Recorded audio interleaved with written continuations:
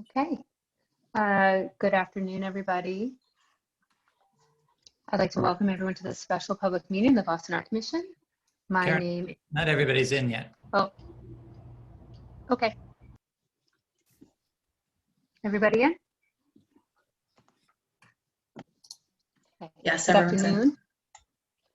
I'd like to welcome everyone to this special meeting of the Boston Art Commission. My name is Karen Goodfellow. I'm the Director of Public Art in the Mayor's Office of Arts and Culture. And in that capacity, I lead the city's public art initiatives and also act as the Director of the Boston Art Commission. Artworks proposed for City of Boston property are reviewed at public meetings of the Boston Art Commission hosted by the Mayor's Office of Arts and Culture. Final decisions are made by vote by the board of the Boston Art Commission at these public meetings like tonight. The Boston Art Commission is an independent board composed of 2 ex officio and 7 appointed volunteer art and design professionals that holds public meetings through and staffed by the Mayor's Office of Arts and Culture to review and vote on matters concerning the city's art collection. Meetings are generally held the second Tuesday of each month to review current public art projects cited on or proposed for City of Boston property. Although on other occasions we have meetings on other dates and we notice those in advance. So that's why we're calling today a special meeting, because it's not falling on one of our regular monthly meetings. In accordance with the Commonwealth of Massachusetts Executive Order suspending certain provisions of the open meeting law, we are conducting this meeting virtually. To ensure public access to the deliberations of the Boston Art Commission, the public may access this meeting through telephone and video conferencing. I'm joined by the Boston Art Commission staff working within the Mayor's Office of Arts and Culture, Sarah Rodrigo, Public Art Project Manager, and Tricia Gilrain, Collections Manager, who will be helping to facilitate this meeting. Tricia will add our contact information to the chat. I'll now hand it over to Chair Mark Pasnick and Vice Chair April Holmes, who will call the meeting to order and go over some further instruction. Hey, thank you, Karen, and welcome to everybody. I'm calling this public hearing to order at 4:06 p.m. Today, the Boston Art Commission will be holding a special public meeting. I will now take roll call of the commissioners to confirm a quorum. After I state your name, please say here. Aqua Holmes. Here. Camilo Alvarez. Here. Cara Elliott Ortega. Don't believe she's here. Brian Hone, I don't believe is here. Michael Canizzo. Here. Here. Lisa Tong. Here. Robert Freeman. Here. John Andres. Here. Thank you, everybody. So we have a quorum. We will now review the meeting minutes from the previous April 13th meeting. Are there any comments or modifications any commissioner would like to make to those minutes?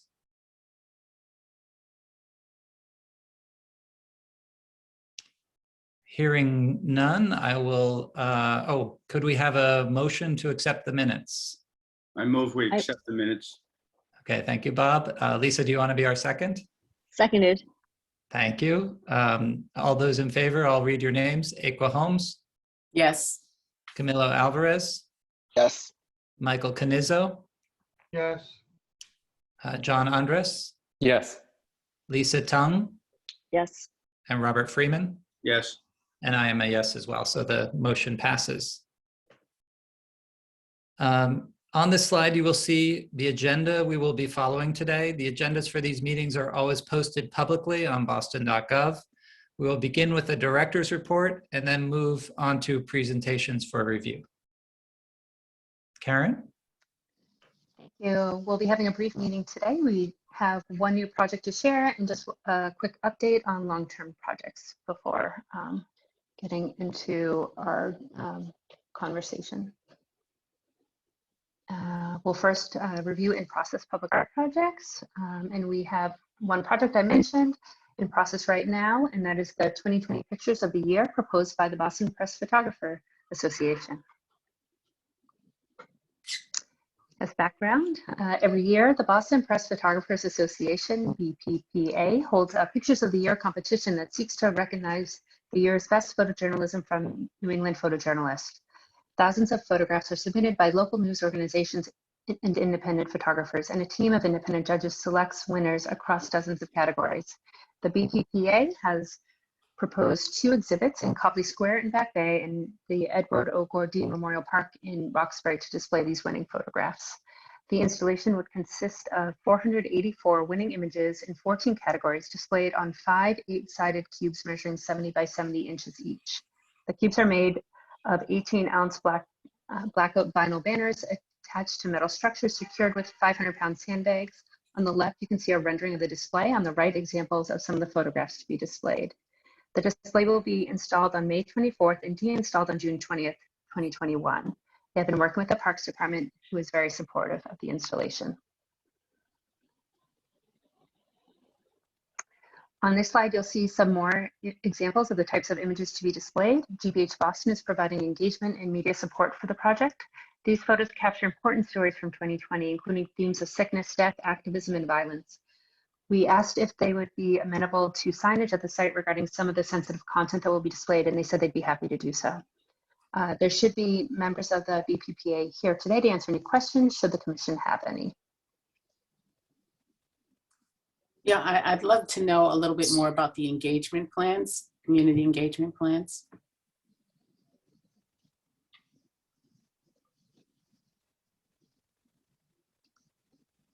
Is there anyone here? They had told us there would be somebody present, but I'm not sure. I know we have a couple of phone numbers on here. I don't know who that is, if that's somebody from BPPA.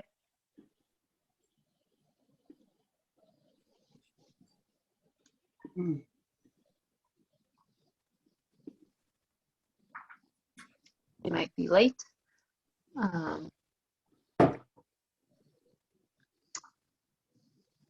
It doesn't sound like it. Is it possible that we could email them and maybe? Yep, we can do that. Okay. I don't know if anyone else has other questions. I think I wanted to know about the curating of the exhibition from the large number of photographs down to maybe 20, 25 or so. Wondering about that. And yeah, those are my questions. I noticed on the previous screen or slide, there was Canon. Are they sponsoring this, or I just was curious if that would be considered as an advertisement?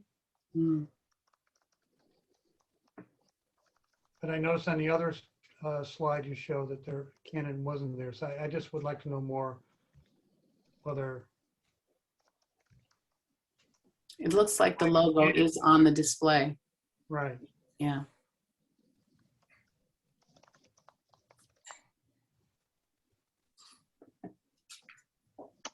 Does not look like they are present. They had told us that at least one person and maybe more would be here.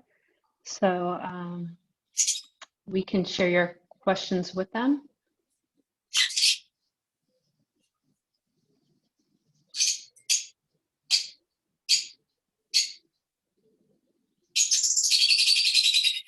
Is there a bird? Sorry. Sorry about that. Oh. I have a rescue bird here. Oh. She can be quite vocal. She wants to ask some questions, it seems. Okay. Well, if it's okay, we could move on and maybe they'll arrive. Yeah, Karen, why don't you, in case they do return, or we ask to have that information shared with us later. Okay. Just we're going to quickly review long-term projects as we do. Promise to keep it brief. We have 2 projects in fabrication, including Monica Bravo's artworks for the East Boston Police Station, which received final approval at the April BAC meeting. 3 other projects are currently in final design phase. We anticipate the Hyde Square project will come in an advisory review capacity in June. As many of you are unfamiliar with the preliminary design, and the artist, Christina Perenio, has made some exciting design updates that she would like to share with you before submitting her final design for review and vote. And Karen, in that case, we had given preliminary approval? Yes, and Sarah, we had, and Sarah and I met with her last week, and she's made, I think, significant enough changes that I think it would be worth her coming in for an advisory review before coming in again for final design. It's not totally different, but she's adding some elements. She's doing follow-up conversations with the community before she comes in as well. So we're helping her with that. And we are also planning some community meetings. But we're really excited about the project. Great. And the last update is that the artist team play, Marlon Forrester and Today Luce, will be presenting their concepts at a virtual community meeting on Tuesday, May 4th from 7 to 8 p.m. That we will be hosting. The meeting link is in the slide, and you can also find more information on the Arts and Culture website. Okay.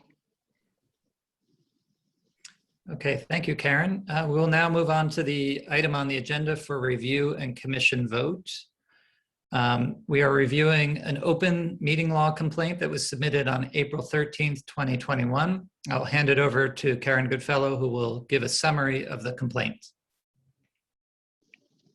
Great, thank you. Thank you, Chair Pasnick. The Boston Art Commission received an open meeting law complaint from Mr. Christopher Malati.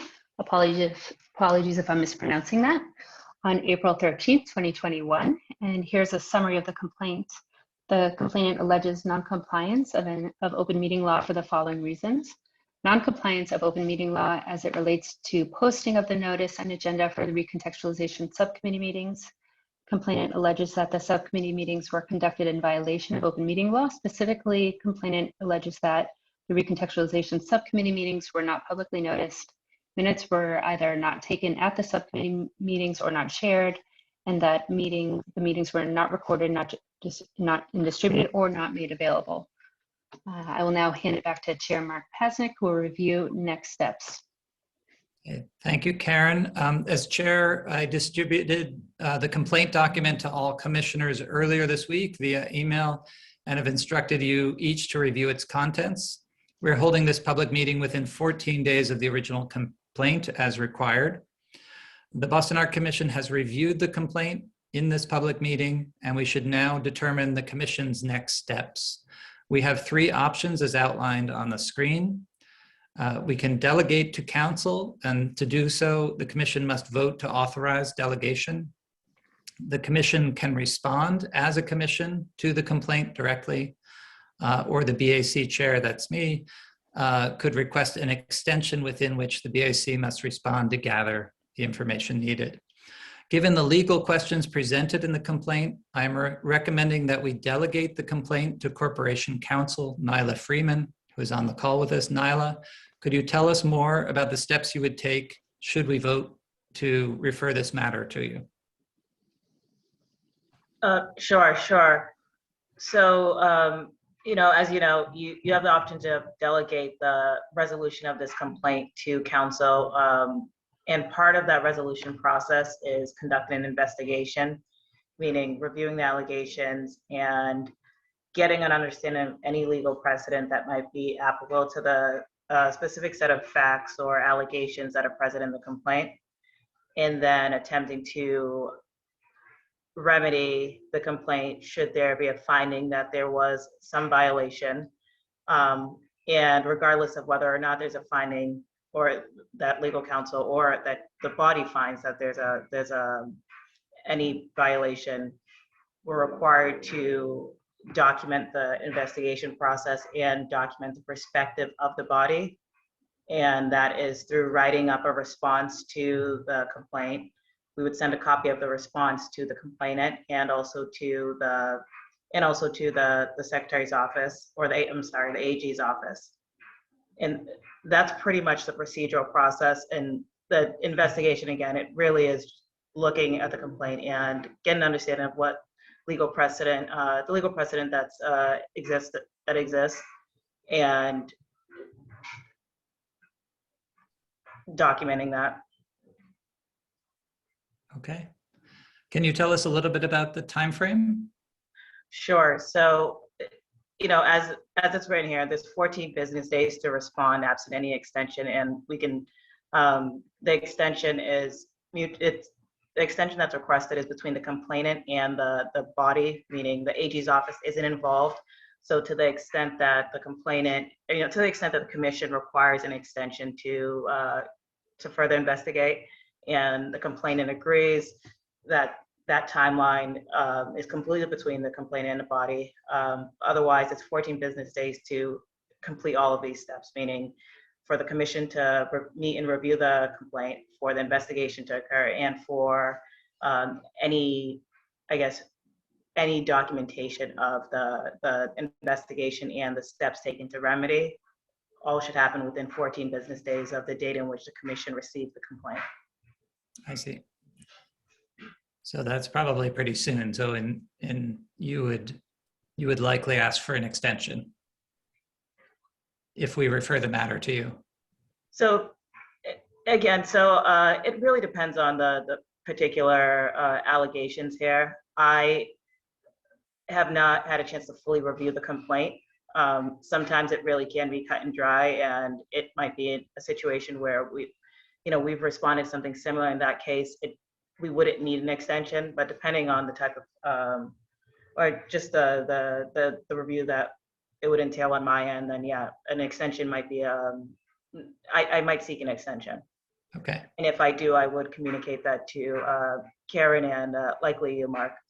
Okay. All right. Thank you, Nyla. So Nyla will need time to review the matter before answering any questions on the substance of the complaint. But at this time, I wanted to open up question time to commissioners who might have questions for Nyla about the process she would undertake. I request that Nyla assist in answering these procedural questions for the commissioners. So are there any questions from commissioners?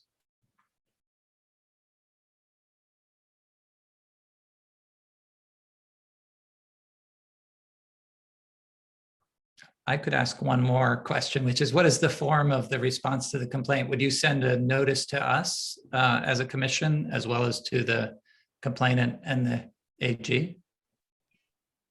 Yes, so typically when I respond to any complaint from under the open meeting law or even public records, you would copy the chair of the commission that is the subject of complaint, as well as the director or the lead staff person, as well as the state body that we would be sending, or that we're directed to send the response to. And the form of the complaint would likely, it would likely be a letter response. So there's no generated form from the AG's office.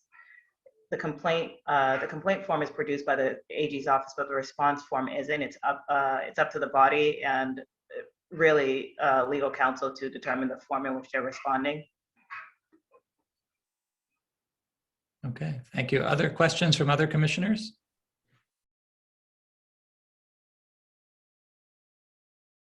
Igwa? Is it possible that we could request both to delegate to council and an extension all in one vote? Because it seems like that might be a necessity to extend the time a little bit, since we're into the 14 days already. So is that something that we could request? Sure. So you wouldn't need to, once you delegate it to me to respond, you wouldn't need to formally take a vote for an extension. I think that that process I would work through with staff, but you are certainly welcome to authorize me to seek an extension.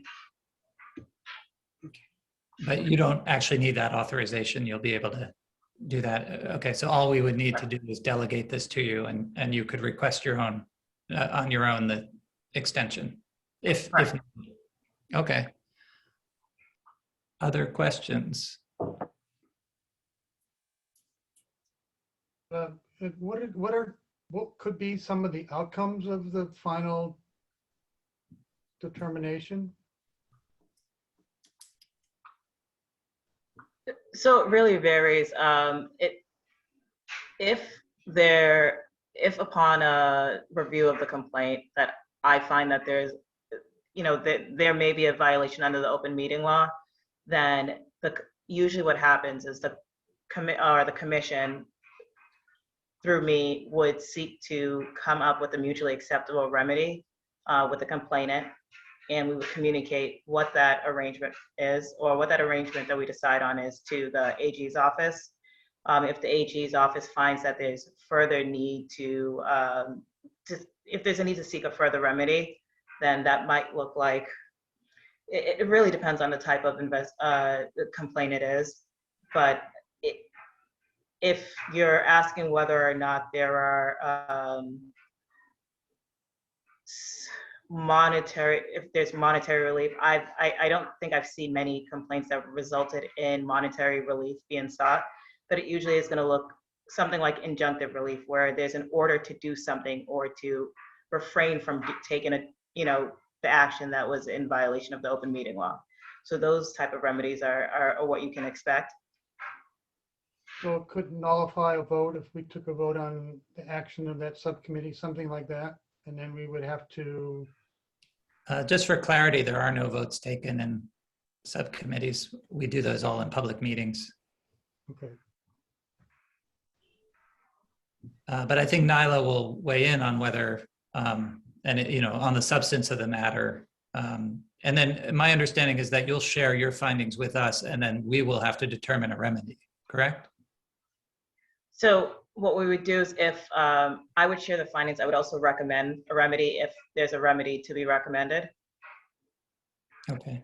And the complainant is asking for a specific remedy, which is an apology, and I forget what the other thing is, but I guess you would take that into consideration in your Yes. in your investigation. Yes, that's correct. To the extent that there are specific remedies that are being sought here, I would make a recommendation as to, where, if necessary, where we can meet them. Okay, any other questions from commissioners on procedure?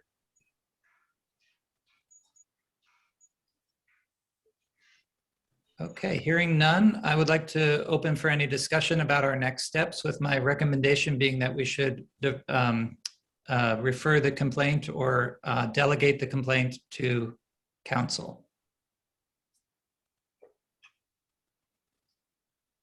Well, I'm prepared to make a motion that we delegate to council unless we're having public discussion. That would be my motion. Okay. Is there any other discussion from commissioners on the motion?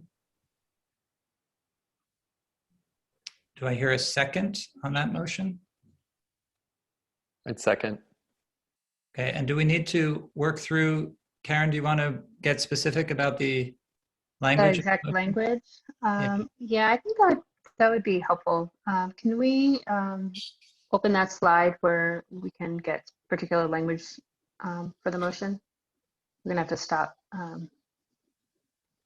sharing for a second and reshare without the presentation mode going. Thank you. So, Ikwa, do you want to restate your motion? With the official lingo, I don't have that in front of me, but I make a motion that we delegate the matter to legal counsel of the city of Boston, and look for their report back to us at within the time period or extension. Could we just make the motion the first half of that? I don't know that we need to get more specific than that. You mean take off what part? The part about wait for their or authorize. I don't think we need to do that. I think we just need to. Okay. Well, it does say delegate the matter to legal counsel to the city of Boston, and that they will report back to us regarding. Okay, so you're typing that in. So I make a motion that we delegate this matter to the legal counsel of the city of Boston, period. Yes, that might be enough, right? And do we need to specify which matter, Karen? Perhaps the open meeting law complaint of April 13th? Sure. I don't think specificity would be a problem. I make a motion that we delegate the complaint around the open meeting law to the legal counsel of the city of Boston of April 13th. I can't see with these glasses. I'm sorry. That seems like you covered it. These are for distance. I just wanted to be cute on the screen, you guys. I'm sorry. Okay, But I so think that's enough. yes. Do we have a second then? Second. Okay, that was John. John, yeah. Great, Thank thank you, you, John. And now I'll read off names and please vote. Aqua Holmes, Yes, indeed. Camilo Alvarez, Yes. Michael Canizzo, Yes. John Andres, Yes. Lisa Tong, Yes. Robert Freeman, Yes. and I am yes as well. So the motion passes. Thank you, everybody. I believe our last action. Well, Oh. actually, Mark, I just wanted to say, it looks like we've been joined by Jess Rinaldi, who is here representing the BPPA. Oh, okay. And if you are still interested, we could return to the questions that we had for her, if that's okay. Yes. Do you want to go back to that slide, Karen? Yes, we'll get there. Welcome, Just to Jessica. catch you, yeah, welcome, Jessica. I know it looks like you're calling us from your car. Thank you for being here. We're really excited. We presented these and shared information with the commission, and they just had some follow-up questions for you. So Sure, I'll do my best to that's okay. answer them. I think Aqua, you had 2 questions, correct? All right. Oh, okay. So I have a couple of questions. So one, Jessica, welcome, by the way, Thank you. is who will curate the photographs for the 2 locations here in Boston? Is that something that you'll be working on with someone here in the Boston area, or do you pretty much have a specified group of photographs that you'll be showing? All of the photographs were what won in the contest. So we had 3 judges that sort of, I guess they would have been the curators in the end. And so all the work has already been chosen, selected, and it's all laid out. We can share with you hopefully very soon all of the finished panels so you can see all of the work, but it was on the website link. I can share that with you. So it's the entire collection that's Yes. being shown? Oh, okay. I'm sorry. That's okay. I'd only- also. Oh, go ahead. sorry. The only exception is on the Photographer of the Year panels, so the portfolios, it would be too hard to share all of that work. So each photographer chose 7 images like you see here. So that will be like a much more edited down sort of panel, but everything else will be shown, I think. My second question was to ask if you could talk a little bit about your community engagement, what that would look like. Yeah, that's a good question. Sorry, I'm just jumping on from being out in the rain covering something. I think that we would be happy to kind of work with you guys if you want us to do anything more. Then Meredith, I'm sorry, is the one that had all of this information. I thought she was going to be on this call today. What are we going to be doing? I think it was in our proposal, and I'm just trying to, we were talking about having photographers be present, you know, for if we wanted to meet with like the public on certain days, people could come down and speak to the work.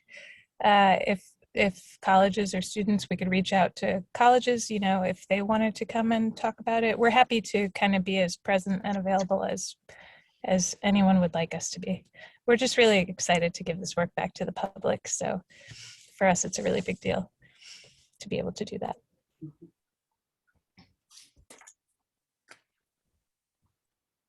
And I think there was one more question about the sponsorship of Canon. Is that part of the?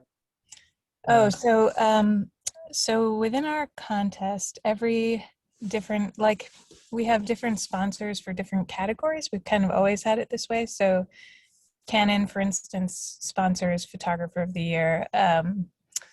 Who else is a sponsor? Like the Animal Rescue League sponsors the animal category. GBH is sponsoring the politics category. So we have several different sponsors. And that's why we've mentioned them. We've always, in the past, every year that we've done this for many, many years, I mean, decades, we have a book that comes out every year. And so traditionally the sponsors have sponsored a category and a bit of like, you know, for this contest, and it's sort of linked to the award. So they usually would get their sponsorship in the book that we put out. And so we wanted to kind of thank them for sponsoring and add it here. Is that okay with you guys? I don't know. So it would be a part of the display? Yeah, it would be as we kind of have it. So you see how it's like at the top, like, this category sponsored by Canon, and the animal category would be sponsored by the Animal Rescue League. I'm trying to think. I think the firefighters sponsor the Spot News category, maybe. There's a bunch of different sponsors. But yeah, we didn't even think about that being an issue. Totally happy to work with you on it if it is. Karen, do you have any thoughts on that? Are there any issues with sponsorship reading as advertising, or? I mean, I think if it read as advertising, it would be an issue. I think we could look into the distinction of public display. I know that's something, Michael, I don't know if you know, but I know the BPA deals with reviewing advertisements. I think there would be a distinction there. And I think that's how we sort of sometimes draw distinctions between if we're looking at something as art or not. But I think we do understand that exhibitions are often sponsored. So I think we can look into that with our legal requirements there and check on it. Jessica, are you saying that if possible, it's possible to not have the logos on the actual display? Is that a possibility? I think it might be a possibility. I would have to talk to the rest of the board about that and see how they felt. It honestly didn't even occur to us that it would be I don't even think any of us thought about it as something that would be an issue. So yeah, we can certainly. Also, I could suggest a slightly different resolution, which is if it does need to be there, that maybe it's not in the top left, it's something that goes to the bottom right or something. So it's the artist comes first and then the sponsor is later, or potentially that it's not there at all. Okay, yeah, I'd be happy to talk to the designer about that and the rest of the board about that. I think the reason why, at least I raised the issue, because we've have reviewed a number of sort of displays that were sort of honoring. One that comes to mind when David Ortiz, for example, had retired. They wanted to put a large display facing the turnpike and basically thanking David Ortiz for all his work. Was wearing his Red Sox hat that had the little 47 logo, and that was something we requested to be removed because it was seen as sort of advertising. So I think that's why this is sort of being raised as an issue. And I would hope that we could find a solution, because I think this is a great exhibit, something that I think we would want to see done. But I think it's just that fine line between the sort of sponsorship and is it being seen as advertising. So certainly, yeah. Sorry, I'm just looking for a notebook so I can write this down. But is there a way I could talk to everybody and could we continue the conversation over email? No, I think you can continue the conversation with staff, okay, but not with the commission. Okay. Jessica, also, the QR codes, what do they lead those who use them to? Yeah, they lead back to every page on our website of these winners. So you'll notice, like with some of these, like with this one, these in particular, we don't have caption information on here. We found that when we were designing it, it was getting a little too clunky. And so we thought if we had a QR code at the bottom, that could bring you back to the website and you could read more detailed caption information on all these photographs. It was just too hard to do all of it. Thank you. Mm-hmm. Great. Any other questions from commissioners? just clarifying. So Jessica, the sponsorship would be only on one of the panels? Because I'm assuming there's several within each category, right? Yes. First, second, honorable mentions. Right. So the way that we had it laid out was that the sponsorship was only going to be on the first panel. So many of these categories, like the pictures of the year, each are their own panel. It would only appear on the first one. It would appear on the, on the politics panel. But if there were two, and it's hard to explain, but some of them have like the first place winner is on the left, and then the category continues because there were so many winners. So it would only be there. And I can get you the exact number of sponsors and who they are as well. I think it's all on our website. I mean, one thing I'm just thinking could possibly be, rather than like for Canon to actually have their logo, their, you know, maybe it's part of a text that, you know, this is sponsored by Canon and it's part of your normal type, rather than a special, basically their branding logo. That might be something that could be considered. Okay. I was about to suggest something very similar, because that logo definitely is branding and will be seen as advertising. And as we have projects going up all over the city, I wouldn't necessarily want to set that precedence that people can put their logos on, you know, Sure. murals and statues and glassworks and things. So thank you for considering and taking it back to your team. Oh, of course. Yeah. Honestly, we're so new to this that this wouldn't even have occurred to us. So thank you for bringing it up. We're just happy to give this a new life. So thank you. So as far as I understand it, it was mentioned that the steel stand will be supported by sandbags. Yes. And then, so there will only be one of those stands. So that means that per each 2, 4, 6, 8 images, front and back, there will be. Is that how I understand it? Yeah, it's a photo cube, and the cube is supported by, it's a cube, but I believe that, yeah, it makes like a cross, right? And this one in the image is a little bit different than how ours will look, because ours will be supported by sandbags, I believe at the bottom. The company that does this is Photoville, and they do it all the time all across the United States. So I kind of trust that they know what they're doing in this department. I don't have all the specifics, but I would be happy to get any extra information you want about the design of the cubes. But We yes. also have Parks Department permitting this installation in addition, so they'll be looking at that as well. Yes. Great. Thank you. Any other questions from commissioners? I just want to thank you for bringing such vibrant imagery to our city. I think it'll be a wonderful exhibition. And, you know, all these questions aside, I think there's really great art to be presented and lots of visions to show the public. And that's wonderful. Thank you for doing that. Oh, thank you. We're so excited. We feel like that, you know, photojournalism is sort of we're just excited for people to maybe understand a little bit more about what we do and to give it back to people. So thank you for the opportunity. We really appreciate it. And congrats on winning first place. Thanks.